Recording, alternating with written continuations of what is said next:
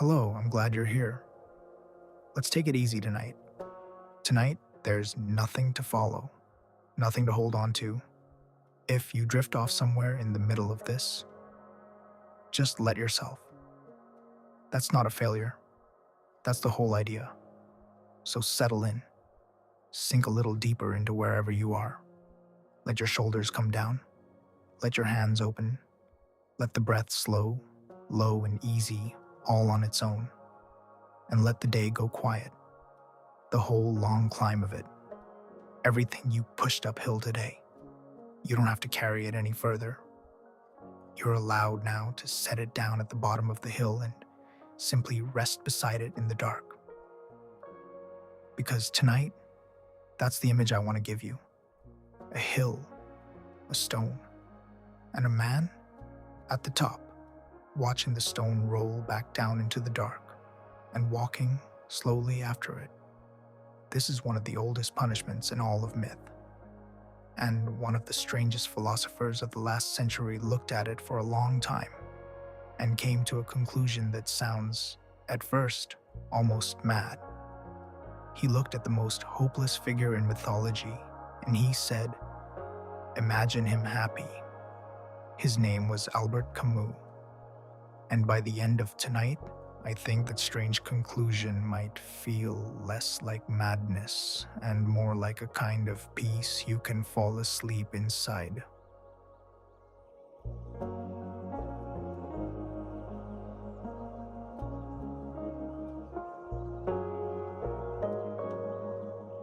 First, the myth. Let me tell it slowly. There was a man named Sisyphus. In the old Greek stories, he was a king, clever, defiant, a trickster who outwitted even death itself more than once. And the gods, in the end, grew tired of his defiance. So they devised a punishment for him. Not fire, not chains. Something they believed was worse than either. They condemned him to roll an enormous boulder up a mountain. And that's all. That's the whole sentence. He puts his shoulder to the stone and he pushes it slowly up the long slope, straining the whole weight of it against him, one step and then another, all the way to the summit. And at the top, just as it reaches it, the stone rolls back down, all the way to the bottom, and Sisyphus turns and walks down after it and begins again, forever. The gods chose this, the story says, because they thought there was no punishment more terrible than labor that achieves nothing. Work with no end, no product, no progress. The same effort, the same hill, the same stone, the same fall, repeated for all eternity, accomplishing precisely nothing. They thought hopeless, futile labor would break any spirit. That to push forever toward a summit you can never keep would be a kind of hell. And Camus looked at this picture. The straining man, the indifferent mountain, the stone that always falls. And he saw in it something far larger than a myth. He saw a picture of us.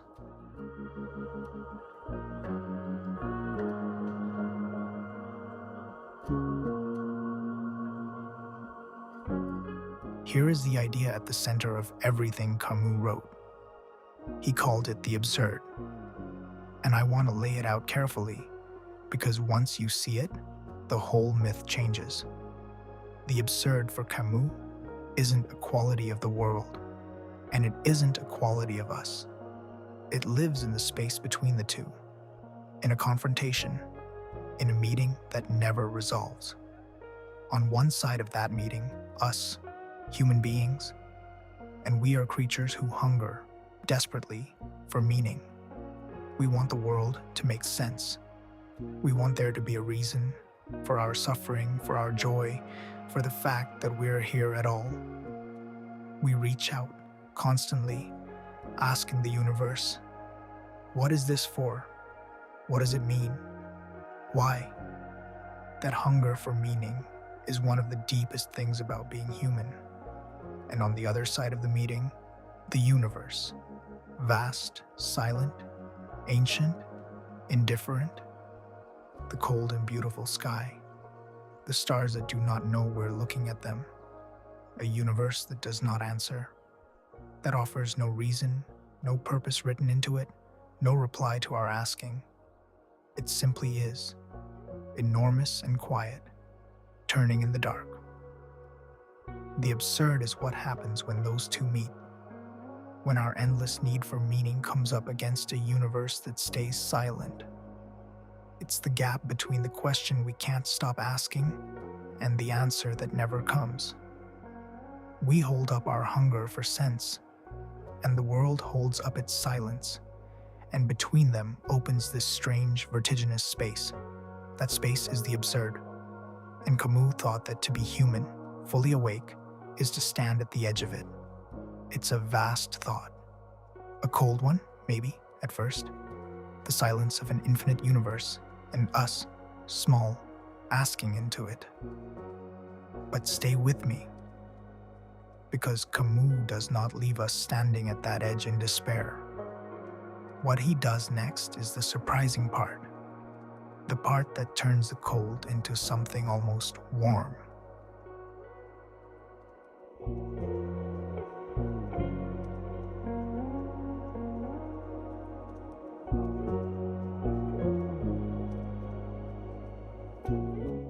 Because the question, once you've seen the absurd, is, what do you do with it? And Camus saw that most of us, when we glimpse that silence, reach immediately for a way out. We can't bear the gap, so we close it. We rush to fill the silence with an answer, any answer, so we don't have to keep standing at the edge of it. And Camus, who was scrupulously honest, thought most of those answers were a kind of flight, a looking away. We tell ourselves comforting stories that paper over the gap. We leap to some grand certainty that makes the silence go quiet, that promises the universe does have a reason after all, tucked away somewhere, if only we believe hard enough. And Camus understood the pull of that. But he thought it was, in the end, an evasion, a way of escaping the confrontation rather than living inside it, a refusal to look the silence in the face. He wanted something harder and stranger and, I think, braver. He didn't want to escape the absurd. He didn't want to paper over it with false hope. And he didn't want to be crushed by it into despair either. He wanted to keep it, to hold the tension open, to go on living fully, with eyes open, inside the gap, asking the question, hearing the silence, and refusing to look away from either. He called this revolt, not revolt in the sense of anger or rebellion against anything. Revolt in the sense of a constant, clear-eyed yes, a decision to live, and to keep living precisely because the universe gives no reason to say, you offer me no meaning, and I will not pretend you do, but I will not stop living because of it. I will live harder. I will press my whole self against this life, this stone, this hill, without any promise that it adds up to anything. And that, living without appeal, without guarantee, without the safety net of a cosmic reason, that is the freest thing a person can do. Because here's the gift hidden inside the silence. If the universe assigns your life no meaning, then no one can tell you what it's supposed to be. There's no script you're failing to follow, no purpose you're falling short of. The same silence that felt so cold is also, when you turn it over, a kind of enormous freedom. The meaning isn't handed to you from the stars, which means the meaning is yours. You make it. In the living, in the pushing, in the being awake to your own one life.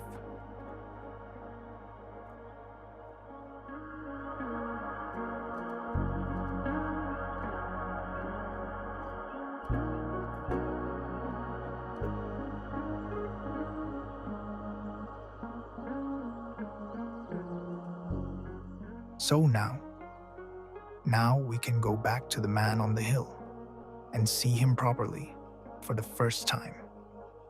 Camus said something that surprised everyone. He said that of the whole myth, the king, the trick, the punishment, the eternal labor, the moment that interested him most was not the straining climb. It was the pause, the moment at the very top when the stone has just rolled away and Sisyphus stands there and then turns and begins the long walk back down to fetch it. That walk down, that's the moment Camus loved, because going down, the man isn't straining. The effort is over for a breath, and in that breath, he's conscious. He knows exactly what he's doing, and exactly what it's worth, and exactly that it will never end. He sees his whole fate clearly, with no illusions. The stone at the bottom, the hill ahead, the endless, pointless, beautiful repetition of it. And here is Camus' astonishing claim. In that moment, the moment of full, clear consciousness of a hopeless fate, Sisyphus is superior to his fate, because he sees it, and he owns it, and he is not crushed by it. The gods gave him the stone to break him, but a man who looks his hopeless task full in the face and accepts it and keeps walking, that man has taken the punishment and made it his own. The stone is his stone now. The hill is his hill. There is no fate, Camus said, that can't be overcome by a kind of clear and quiet scorn for it, by simply refusing to be destroyed. And so Camus says the thing that sounds like madness and turns out to be the deepest piece in the essay. He says the struggle itself, the climb itself, is enough to fill a human heart. That you don't need the summit. You don't need the stone to stay. The pushing is the life. The being awake while you push is the meaning. And therefore, he writes it as the very last line. One must imagine Sisyphus happy. Not happy despite the stone, happy with it, happy in the full knowledge of it. A man at peace with his own endless hill, walking down through the dark to begin again, and somehow awake and free, and his own.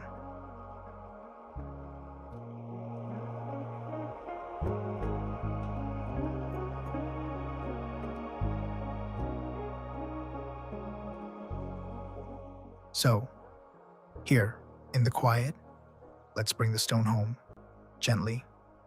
It's yours too, you know. Everyone's is. Because you have a hill. We all do. The repetitive labor that never finishes. The dishes that fill again. The inbox that fills again. The same commute, the same tasks, the same small effort every day. The boulder always rolling back to the bottom by morning. So much of a life is Sisyphus's life. The same hill, pushed again and again, never staying done. And we mostly tell ourselves the happiness is somewhere past the stone.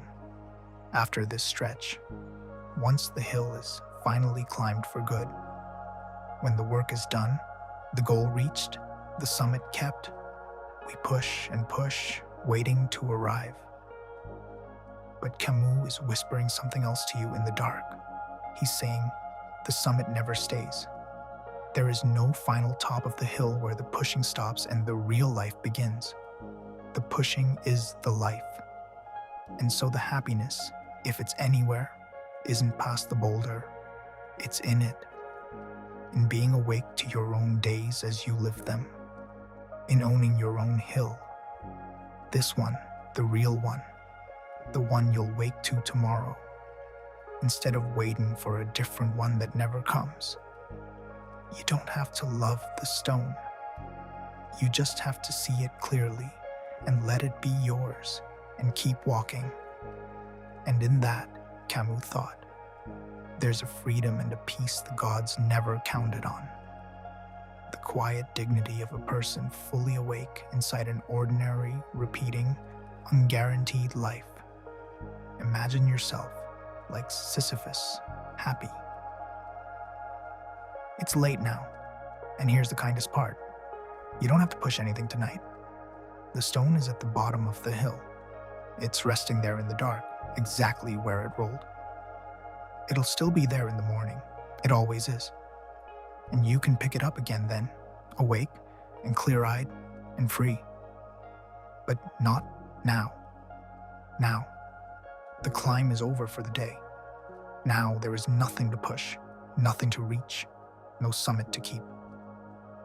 And that vast, silent universe, the one that gives no answer, the cold and beautiful sky, tonight it isn't cold at all. Tonight its silence is just quiet. The deep, enormous, peaceful quiet of a world turning in the dark, asking nothing of you while you rest. You don't have to make any meaning right now. You don't have to be awake to anything. You can let the great silence be a blanket instead of a question. Just the breath, going slower, just the weight of you, held by whatever's holding you. Just the dark and the quiet and the stone at rest at the foot of the hill. Nothing to climb, nothing to carry. Not even the need to stay awake to the end of this. Let the man on the hill rest. Let the stone lie still. Let the whole turning, silent, beautiful universe keep its own watch tonight so you don't have to. Good night.